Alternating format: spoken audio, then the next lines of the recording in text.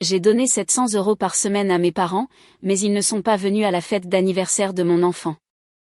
J'ai demandé pourquoi, et mon père a répondu, « Ton enfant n'existe pas pour nous. » Je n'ai rien dit. Tremblante, j'ai coupé les ponts. 40 minutes plus tard, le karma les a rattrapés. Ils ont eu l'audace d'envoyer un SMS de joyeux anniversaire à ma fille. Juste un SMS, pas d'appel, pas de visite, pas de carte, pas de cadeau, même pas de message vidéo. Et ce, après que je leur ai envoyé 700 € le lundi même. Comme je le faisais chaque semaine depuis 8 mois.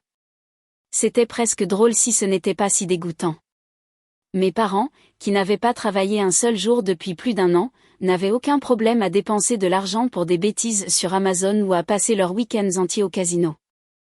Mais d'une manière ou d'une autre, ils ne pouvaient pas faire 20 minutes de route pour voir leur petite fille unique le jour de son anniversaire. Je n'en attendais pas grand-chose. Vraiment pas. Je savais que les choses avaient changé entre nous depuis la naissance d'Ava. Mon père la regardait à peine quand je l'ai ramenée à la maison. Ma mère agissait comme si elle me rendait un service rien qu'en la tenant. Ils ne se sont jamais liés à elle. Même pas quand je les suppliais de garder Ava quelques heures pour que je puisse dormir. Ils avaient toujours une excuse. Mais au fil du temps, les excuses sont devenues plus acerbes, plus cruelles. Quand Ava a eu 3 ans, ma mère a dit qu'elle ressemblait trop à son père. Et comme il était parti avant même sa naissance, cela rendait Ava difficile à aimer. J'ai failli lâcher mon téléphone quand elle a dit ça. J'aurais dû leur couper les ponts à ce moment-là, mais je ne l'ai pas fait. Je me suis dit que c'était peut-être juste de l'amertume. Peut-être qu'ils pleuraient la vie que je pensais avoir. Peut-être que si je continuais à être là pour eux, ils finiraient par changer. Alors, j'ai payé leurs factures. J'ai commandé leurs courses tous les dimanches. Je leur envoyais de l'argent liquide quand ils le demandaient, et généralement même quand ils ne le faisaient pas. Quand ils ne pouvaient pas payer leur loyer, je m'en chargeais. Quand ils ont perdu leur assurance automobile, je les ai réinscrits sous mon nom. J'ai même renoncé à mes propres projets de déménager dans un meilleur endroit pour Ava, juste pour m'assurer qu'ils avaient assez. Et tout ce que je demandais, tout ce que j'ai jamais demandé, c'est qu'il fasse partie de sa vie, même un tout petit peu. Ava a eu 6 ans samedi dernier. Elle portait une robe rose étincelante et dansait dans le jardin comme sur scène. Nous avions des cupcakes, de la limonade, des bocaux en verre et des décorations bon marché qui donnaient l'impression d'être sorties d'un conte Pinterest. Ses petites amies sont venues avec des cadeaux emballés dans du papier brillant, et l'une de leurs mères est même restée pour m'aider à installer, mais tout le temps Ava continuait de regarder vers le portail. Toutes les 10 minutes, elle demandait si mamie et papy venaient. Je lui disais, peut-être. Je lui disais, on verra. Et je me détestais de le dire parce que je connaissais déjà la réponse. Ils ne sont jamais venus. Ce soir-là, après avoir mis Ava au lit et lavé le glaçage de ses cheveux, je me suis assise sur le canapé et j'ai fixé mon téléphone. J'ai fait défiler les messages. Ma mère m'avait envoyé un SMS ce matin-là. Dis bonjour à Ava de notre part. Rien de plus. J'ai appelé. Je n'ai pas réfléchi. J'avais juste besoin de les entendre le dire pour entendre quelle était leur excuse cette fois. Mon père a décroché. Il avait l'air agacé. J'ai demandé pourquoi il n'était pas venu. C'était tout. Pas de cris, juste ça. Et il a dit, ton enfant n'existe pas pour nous. Je me suis figée. Je ne sais pas ce que je pensais qu'il dirait, mais ce n'était pas ça. Il y a eu une pause. Puis il a raccroché. J'ai regardé l'écran pendant un long moment. Je n'ai pas pleuré. Je n'ai pas rappelé. Je suis juste allée sur mon application bancaire, j'ai ouvert les paiements programmés et j'ai supprimé chacun d'entre eux. Puis je me suis rasseyée, encore un peu tremblante, et j'ai laissé tout cela s'installer. 40 minutes plus tard, j'ai reçu un SMS de ma mère. Peux-tu nous commander à dîner? Rien d'extraordinaire, juste chinois ou quelque chose comme ça. Il n'y a rien à manger à la maison. Je n'ai pas répondu. 2 jours plus tard, quelque chose d'étrange s'est produit. Ma mère a appelé, non pas pour s'excuser, mais pour demander où était l'argent. Je lui ai dit que c'était fini. Plus de soutien, plus rien. Elle n'y a d'abord pas cru. Elle a ri, disant que je reviendrais en rampant comme toujours. Mais c'est là qu'elle s'est trompée. Ce qu'il ne savait pas, ce qu'il n'aurait pas pu voir venir, c'est que cette fois, ils n'allaient pas seulement perdre leur roue de secours. Ils allaient perdre beaucoup plus. Mercredi matin, j'ai reçu un appel d'un numéro que je ne reconnaissais pas. J'ai laissé aller en messagerie vocale, puis je l'ai écouté en préparant le déjeuner d'Ava. C'était leur propriétaire, pas le mien. Le leur. Il était poli, même un peu nerveux. Il a dit que le loyer n'était pas encore arrivé, et qu'il vérifiait juste parce que j'avais toujours été fiable. Cette phrase m'a frappé de plein fouet. J'étais devenu leur locataire fiable, couvrant les factures d'un endroit où je n'habitais même pas. Je l'ai rappelé, lui ai dit que je ne ferais plus de paiement, et que tout ce qui irait de l'avant devrait venir directement de mes parents. Il a été silencieux pendant une seconde, comme s'il venait de réaliser quelque chose qui le mettait mal à l'aise. Puis il m'a remercié et a raccroché. Ce soir-là, j'ai reçu un SMS de ma mère.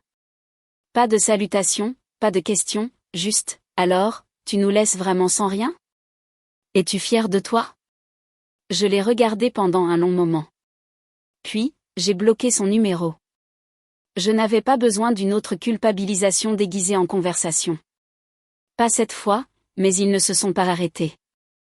Le lendemain matin, je me suis réveillée avec un message sur Facebook de l'ancien compte de ma mère que j'avais oublié de ne pas désamitier. Le message était plus long, décousu. On aurait dit qu'ils l'avaient tous les deux écrit. Ils m'ont accusé de tourner le dos à ma famille. On dit qu'Ava était une conséquence, pas un enfant. Ils ont affirmé qu'ils n'avaient jamais accepté de faire partie de cette situation. Comme s'il s'agissait d'un accord commercial qui avait mal tourné. C'est là que quelque chose en moi a vraiment craqué. Pas de colère, de dégoût.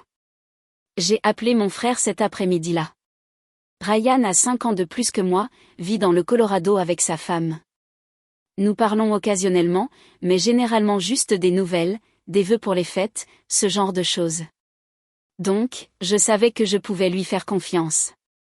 Je lui ai raconté ce qui s'était passé, du rendez-vous manqué à l'anniversaire à l'appel téléphonique en passant par les SMS. Je n'ai rien omis. Il a d'abord été silencieux. Puis il a juste dit qu'il était temps que quelqu'un leur demande des comptes. J'étais à mi-chemin de lui demander ce qu'il voulait dire quand il m'a raconté le reste, qu'il leur envoyait aussi de l'argent.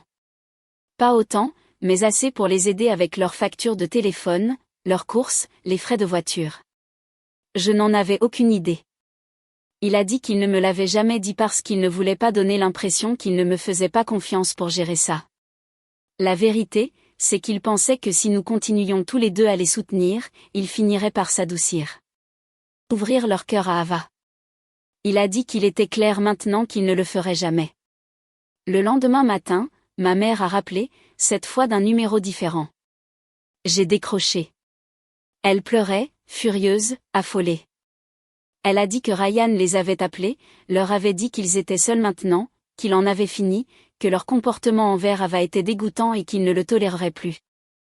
Elle m'a crié dessus, disant que je l'avais empoisonné contre eux, que j'avais ruiné la famille, que nous étions tous les deux ingrats, égoïstes, au cœur froid. J'ai raccroché sans rien dire. Ce qu'elle ne réalisait pas, c'est que Ryan avait déjà contacté le reste de la famille. Notre tante, nos cousins, même la meilleure amie de ma mère, avec qui elle bavardait tous les week-ends. Il leur a tout dit. Il a envoyé des captures d'écran. Il a expliqué comment nos parents refusaient de reconnaître une fille de 6 ans simplement parce que son père était parti avant sa naissance, comme si cela la rendait indigne. Le contre-coup a commencé doucement. Quelques parents ont arrêté de leur répondre au téléphone.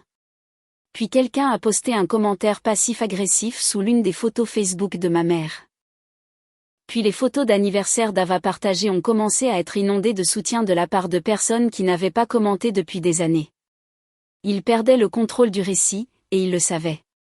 C'est là que le véritable démantèlement a commencé.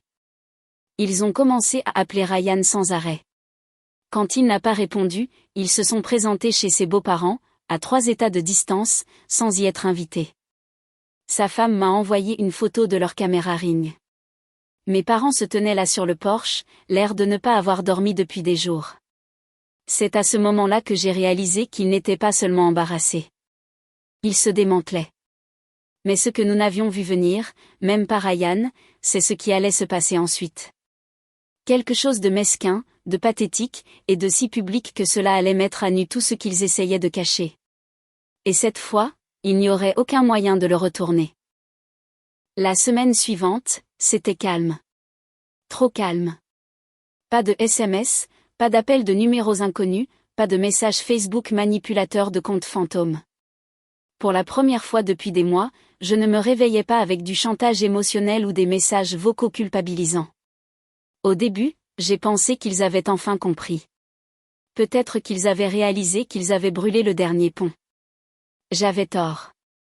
Cela a commencé par un message de ma cousine Nathalie jeudi matin. Juste une phrase. Scarlett, as-tu vu la vidéo? Non. Je n'utilisais presque plus Facebook, mais je l'ai ouvert tout de suite. Le haut de mon fil d'actualité en était rempli. Mes parents avaient fait un direct sur leur page la nuit précédente. Pas juste un court extrait. Une diatribe complète de 26 minutes. La légende disait, la vérité sur notre fille et les mensonges qui ont détruit notre famille. J'ai regardé pendant une minute entière avant d'appuyer sur lecture. J'aurais préféré ne pas le faire. Ma mère était assise sur le bord du canapé, pleurant dans un mouchoir froissé, l'air désordonné, mais délibéré. Mon père était à côté d'elle, les bras croisés comme s'il se préparait à la guerre. Il n'était pas brisé. Il n'était pas humble. Ils étaient enragés. Elle a commencé la première. Elle a dit, je les avais manipulés pendant des années, utilisant ma fille pour contrôler le récit familial. Elle a raconté sa version des événements, tordue au-delà de toute reconnaissance, disant, je les ai forcés à accepter mon argent, à accepter des cadeaux, à supplier qu'ils restent dans ma vie, que je les avais toujours menacés de leur couper les vivres s'ils ne jouaient pas le jeu de l'histoire de la mère célibataire pitoyable. Puis mon père s'est penché. Il a brandi une photo imprimée, celle d'Ava à sa fête d'anniversaire, celle avec la bougie étincelle sur son gâteau, et a dit, cet enfant n'existe pas pour nous. Elle ne fait pas partie de notre famille. Je me suis sentie physiquement malade. Ils sont allés plus loin. Mon père a affirmé que Ryan avait été embrigadé par sa femme froide et égocentrique. Ma mère a insinué qu'Ava n'était peut-être même pas l'enfant de mon ex, que peut-être je l'avais piégé et inventé le reste pour obtenir de la sympathie. Regarder cela donnait l'impression de regarder dans les yeux d'un étranger et de réaliser qu'il portait un masque toute sa vie. Plus de 400 personnes l'ont regardé en direct. Le matin, il avait été partagé des dizaines de fois. Certains de leurs anciens amis de l'église les ont défendus, clairement emballés par chaque mensonge. Mais la plupart des commentaires étaient confus ou en colère. Les gens les traitaient d'instables, disant que c'était une crise publique, qu'ils avaient besoin d'aide. Quelques-uns ont même tagué ma page pour demander si j'allais bien. Ryan l'a vu aussi. Il n'a pas appelé tout de suite. Il m'a juste envoyé une capture d'écran et a écrit, ils l'ont vraiment fait. Ils ont finalement explosé. Je n'ai rien posté. Lui non plus. Ça ne servait à rien. Que les gens croient ce qu'ils voulaient. Je n'allais pas justifier l'existence de ma fille ni mendier de validation, mais les répercussions sont arrivées plus vite que prévu. Ce week-end-là, j'ai reçu un email de leur propriétaire. Formel, poli et froid. Quelqu'un lui avait transmis la vidéo. Apparemment, il l'a trouvée suffisamment dérangeante pour résilier leur bail. Ils ont eu 30 jours pour partir. Pas de débat. Puis il y a eu l'appel de la pharmacie. Ils m'avaient listé comme leur contact d'urgence il y a 1 an et n'avaient jamais mis à jour. Une pharmacienne a appelé pour dire que ma mère avait essayé de faire remplir une ordonnance de médicaments antidouleurs. Et quand sa carte a été refusée, elle a provoqué une scène en bonne et due forme, criant, menaçant le personnel, les accusant de discrimination. Un client l'a filmée. La vidéo s'est retrouvée sur une page de commérage local ce soir-là, intitulée « Méga coup de gueule à Walgreen ». Une femme hurle après une prescription refusée. Dans les commentaires, quelqu'un l'a reconnue. Puis quelqu'un d'autre a ajouté un lien vers leur diatribe sur Facebook. Puis quelqu'un a signalé que leur nom figurait sur le site d'une église en tant que bénévole. Le matin, ils ont été complètement retirés de ce site. Juste effacés. Je n'ai pas ri. Je n'ai pas pleuré. Ça ne ressemblait pas à une vengeance. Ça ressemblait à regarder l'effondrement au ralenti de personnes qui n'avaient plus personne pour se produire. Mais je n'étais pas prête pour ce qui allait suivre. Mon oncle, le frère aîné de mon père, a organisé une réunion de famille le week-end suivant. Ryan et moi n'étions pas invités. Pas de surprise là-dessus. Nous n'avions pas parlé à cette branche de la famille depuis des années. Mais ce que nous ne savions pas, c'est que nos parents étaient invités et qu'ils se sont présentés, désespérés de sauver ce qui restait de leur réputation. Et c'est là que tout a explosé parce que quelqu'un à la réunion avait tout vu et n'allait pas laisser passer. J'ai appris la réunion de famille comme tout le monde dans la famille apparemment, par des photos sur Facebook. C'est à quel point j'étais hors du coup. Il y avait des photos de groupes de cousins en chemise assortie, des chaises pliantes installées sous un auvent de location, une de ces maisons gonflables pour les enfants. Quelqu'un a même fait des cupcakes personnalisés avec nos noms de famille écrits en glaçage. C'était comme regarder des étrangers célébrer une vie dont j'avais été effacée. Sauf que tout le monde ne nous avait pas oubliés. Ryan m'a appelé dimanche soir et avant même que je décroche, j'entendais dans sa voix. Il essayait de retenir un rire, mais pas le rire amusé, le rire qui vient du choc et de l'embarras par procuration. Alors, nos parents ont décidé de faire une apparition publique. L'oncle James avait organisé tout ça, une réunion de famille élargie, la première depuis plus d'une décennie. Ryan et moi n'avions pas été invités. Nous ne nous attendions pas à l'être, mais nos parents sont arrivés en retard, de manière dramatique. Ma mère dans un chemisier noir comme si elle allait à un enterrement. Mon père rigide et trop habillé comme s'il pensait que quelqu'un allait lui offrir un micro. D'après ce que le cousin de Ryan lui a dit, ils sont entrés comme des victimes. Ils n'ont même pas attendu que les gens demandent comment ils allaient. Ma mère a tout de suite lancé, racontant à tout le monde comment leurs enfants s'étaient retournés contre eux, comment ils avaient été abandonnés par les personnes qu'ils avaient élevées, comment ils n'avaient même pas été invités à l'anniversaire de leur propre petite fille, comme si elle ne m'avait pas regardé dans les yeux ou aussi près que possible au téléphone, et avait dit qu'Ava n'existait pas pour elle. Mon père hochait la tête, ajoutant des commentaires sur la trahison, sur la façon dont les enfants de nos jours n'ont aucun respect pour les personnes qui les ont faits. C'est Lorraine, la fille de l'oncle James, qui n'a pas laissé passer ça. Elle a 24 ans, est audacieuse, vient d'avoir son deuxième bébé, n'a aucun filtre et ne fait pas semblant d'être polie quand quelqu'un lui ment au visage. Elle avait vu le direct Facebook, celui où mon père avait brandi une photo d'Ava et dit ces mots que je n'oublierai jamais. Elle a attendu que ma mère fasse un commentaire passif sur le fait d'être coupée financièrement sans raison. Puis elle a parlé assez fort pour que les gens à 2 tables de distance arrêtent de manger. Est-ce que c'est avant ou après que vous avez dit qu'Ava n'existait pas? Tout s'est arrêté. Ma mère a cligné des yeux comme si elle ne comprenait pas. Mon père a marmonné quelque chose sur des affaires privées. Mais Lorraine n'en avait pas fini. Elle a sorti son téléphone, a ouvert la vidéo et l'a lancée là, devant tout le monde. Elle était déjà connectée au haut-parleur portable que quelqu'un utilisait pour jouer de la musique. Personne ne l'avait planifié. Mais soudain, toute la famille écoutait le monologue amer de mes parents. La partie où ma mère appelait Ava une conséquence. La partie où mon père disait d'une voix aussi froide que possible, « Cet enfant ne fait pas partie de notre famille. » L'enfant de quelqu'un s'est mis à pleurer. Le mari de quelqu'un a dit, « Jésus-Christ. » L'une des cousines aînées s'est levée et est partie. Personne ne les a défendus. Personne n'a dit un mot. Et puis, pour la première fois, l'oncle James a parlé.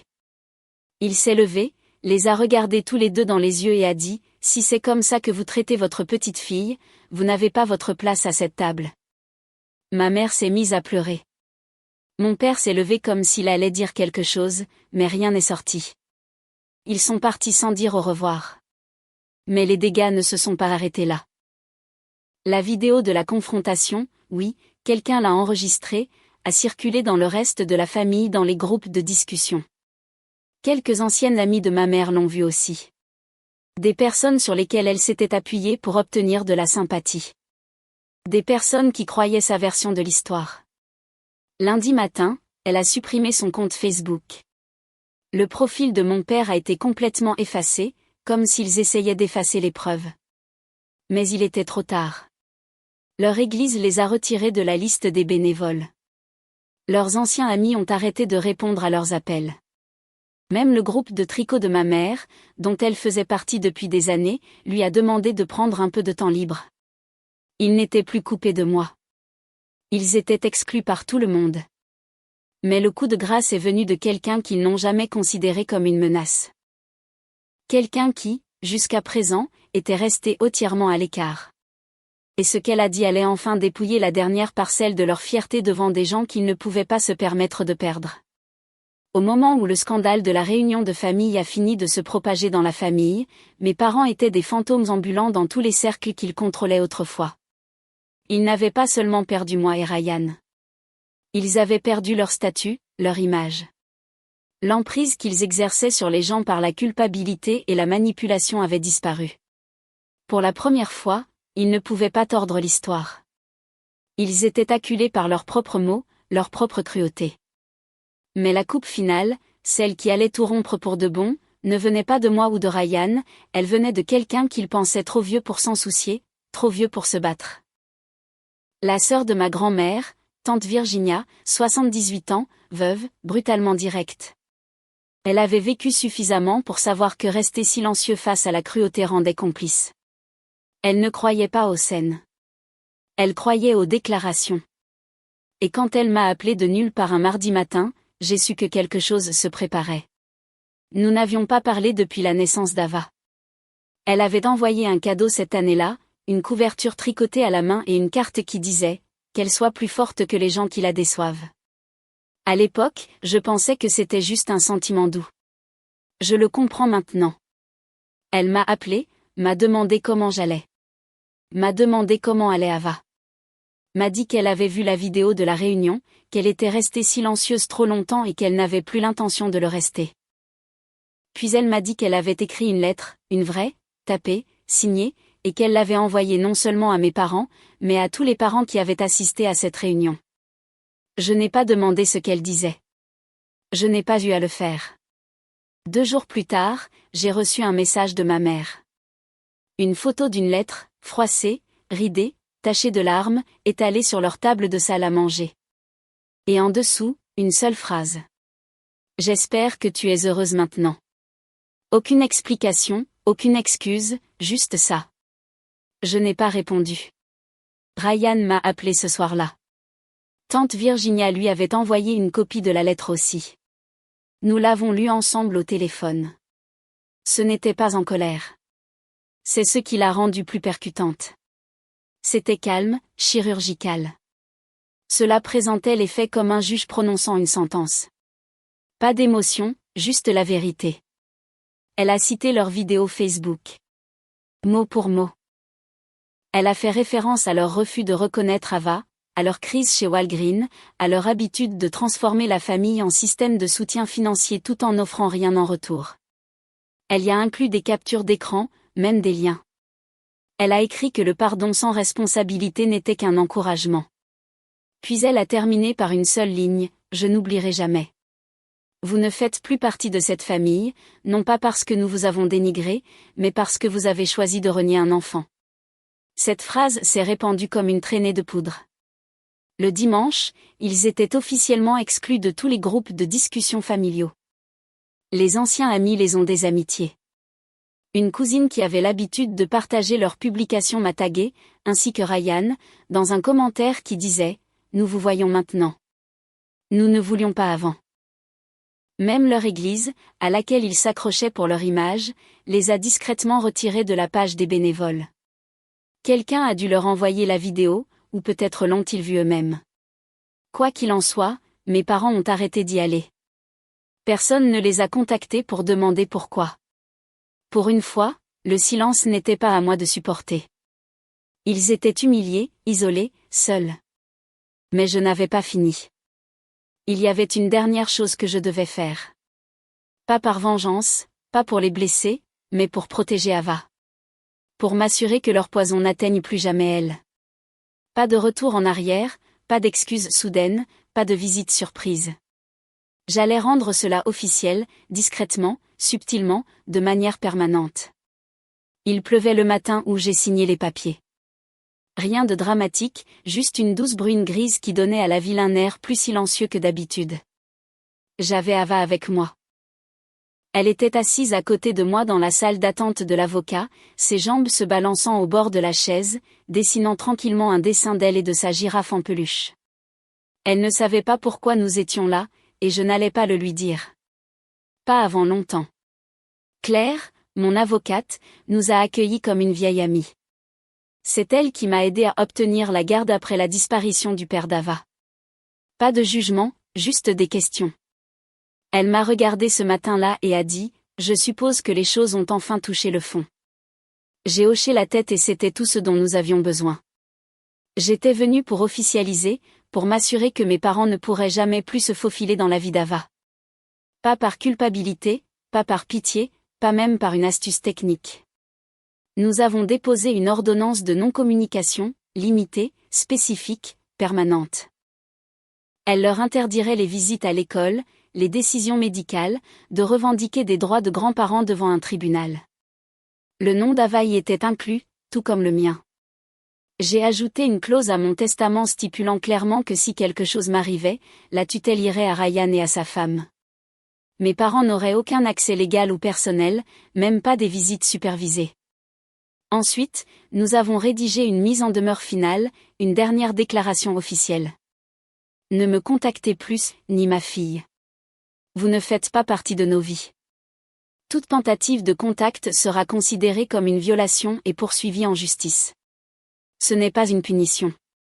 C'est une protection. Je l'ai envoyé par courrier recommandé.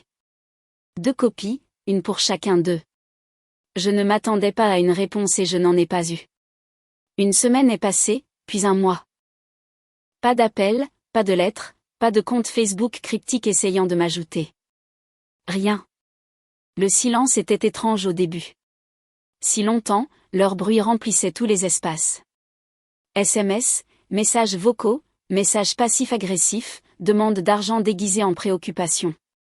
Maintenant, pour la première fois depuis plus d'1 an, c'était calme. Et dans ce calme, quelque chose s'est produit que je n'attendais pas. Ava a commencé à sourire davantage. Pas les grands sourires sucrés des fêtes d'anniversaire. Les vrais, ceux qu'elle donnait quand elle me surprenait à la regarder colorier. Quand elle demandait si nous pouvions faire des cookies juste comme ça. Quand elle courait dans les bras de Ryan lors d'une visite et l'appelait son papa bonus. Nous construisions enfin quelque chose sans interférence. Quelques semaines plus tard, tante Virginia a invité un petit groupe d'entre nous. Elle a appelé ça un déjeuner du dimanche, mais c'était plus que ça. C'était une réappropriation silencieuse de l'espace. Ryan et sa femme ont volé jusqu'ici. Quelques cousins ont apporté leurs enfants. Même l'oncle James est venu, ce qui a surpris tout le monde. Nous nous sommes assis autour d'une grande table dépareillée avec de la nourriture maison et du vin bon marché.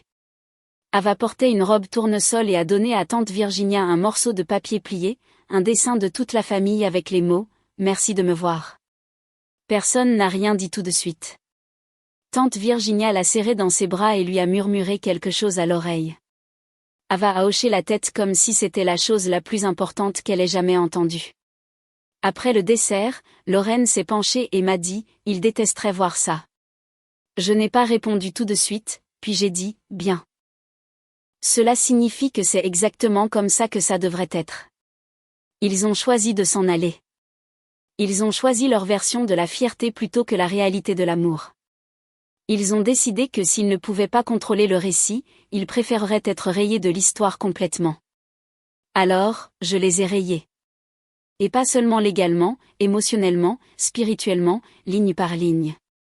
J'ai arrêté de penser à eux quand Ava a atteint une étape importante. J'ai arrêté de me demander ce qu'il dirait s'il la voyait danser ou épeler son nom à l'envers juste pour faire rire ses amis. J'ai arrêté d'espérer qu'ils changeraient. Ils ne le feront pas. Ils se sont estompés d'abord de nos vies, puis de la famille. Un parent a déménagé sans les prévenir. Un autre les a discrètement retirés d'une liste d'invités de mariage. Leur vieil ami de l'église, celui qui venait chaque samedi, a cessé de leur répondre. Et je n'ai jamais dit un mot. Parce que la vraie revanche n'était pas une confrontation. Ce n'était pas une grosse explosion émotionnelle. C'était la vie tranquille qui continuait sans eux. Un enfant heureux, une maison paisible, une famille qui est restée, et 2 personnes qui regardent tout cela de l'extérieur, sachant qu'elles ne seront jamais réadmises.